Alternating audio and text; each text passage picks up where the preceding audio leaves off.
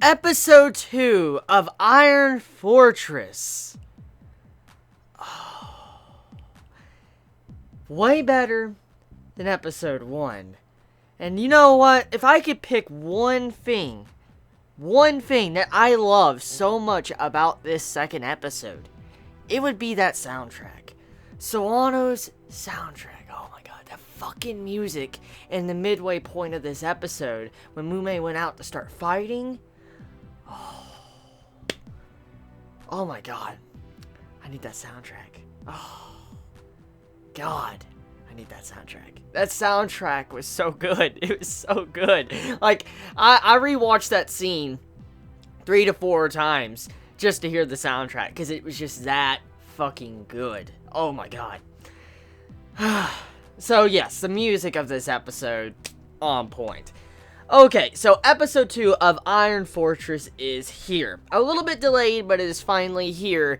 And I gotta say right now, this episode, way better than the first. Easily way better than the first, because it expands upon what happened last week, but also we get to see some great action throughout this entire episode, and we get to see more of a badass female character and our main male character. So we have 2 badasses in this story so far. Mume, what she did in this episode, diving in and beating the shit out of all these different zombies, kicking their ass and doing flips and all sorts of shit, jumping across buildings.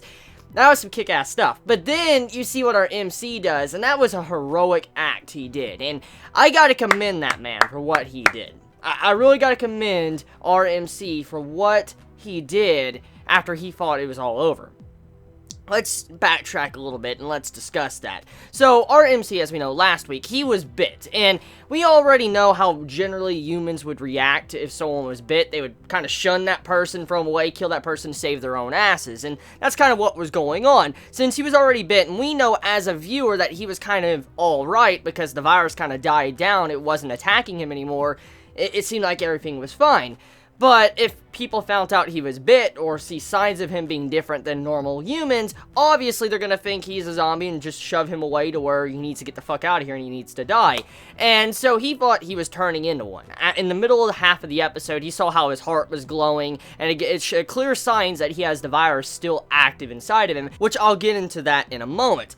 The thing is, though, is that when they found out he looked like he had signs of being a zombie, they kind of threw him out of the damn train.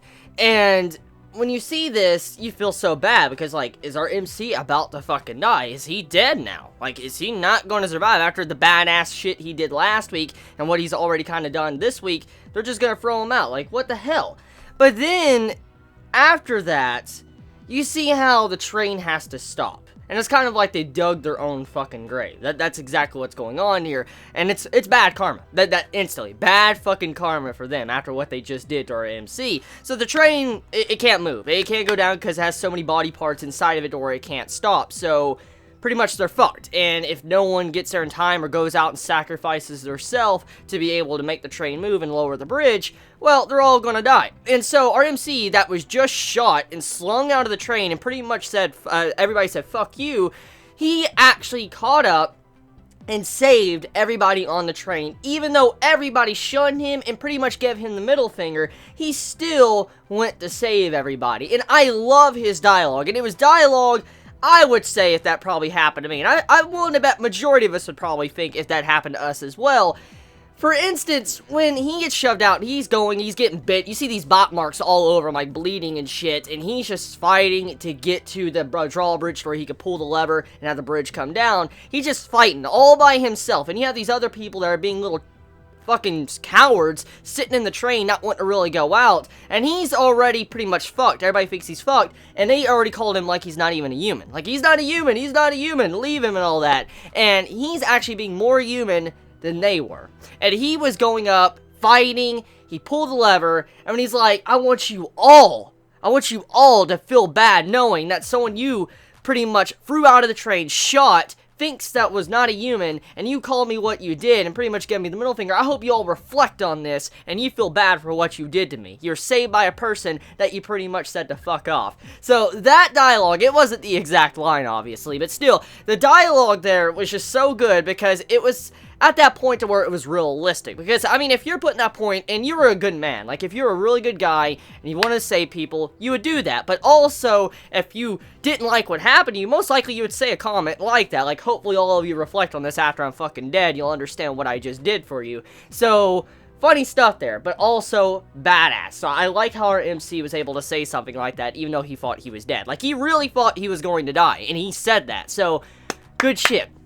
So on top of that, though, let's look at the situation with the virus. Okay, so this virus, or whatever, bacteria, virus, whatever, alien disease, I have no fucking idea, okay? We have no idea where this actually really completely came from. We don't really know its complete origin story, but we can kind of piece together some things that is going on. For one, this virus, disease, whatever, it gets in its host after being bit. Like, so when someone bites someone else that already has it, you contract the virus, and then you will turn into a mindless zombie.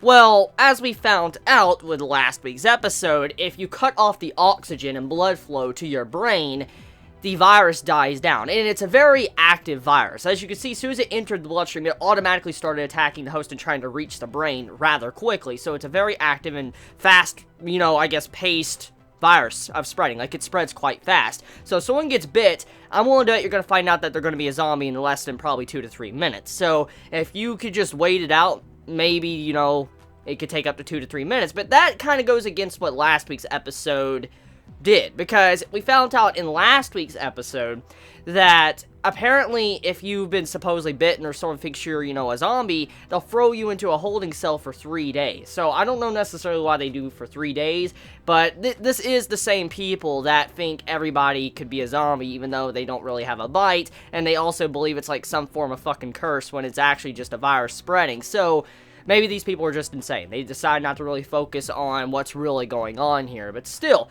if it really does spread that fast, like the virus is that proactive, it spreads, you see the skin color changing like that, and if it stays like that, I'm willing to bet you're going to find out that person has a virus. So you're not going to be able to hide something like that. No, clearly not.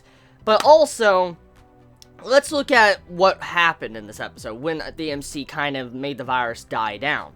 He still technically has the virus inside of him, so he's a carrier. He's an obvious carrier of the virus. Now, we don't know necessarily if he could spread this virus. That's not been, you know, told to us at all yet. We don't know if he could spread it, if, like, for instance, if he was accidentally to bite someone, or if his blood was to get into someone's open wound. We have no idea if he could spread the virus to someone else. We don't know if it's because he's just a carrier, but he doesn't show signs of it, like it's not really active and attacking and messing with his brain, or if he's completely just, you know, he can't spread it, but he has these extra abilities that normal human beings don't have. That's not explained yet, which I hope it is. Now, also, from what we can see in this episode is he has a little bit more super strength than he used to have, or at the very least, he seems to have lost the feeling of heat.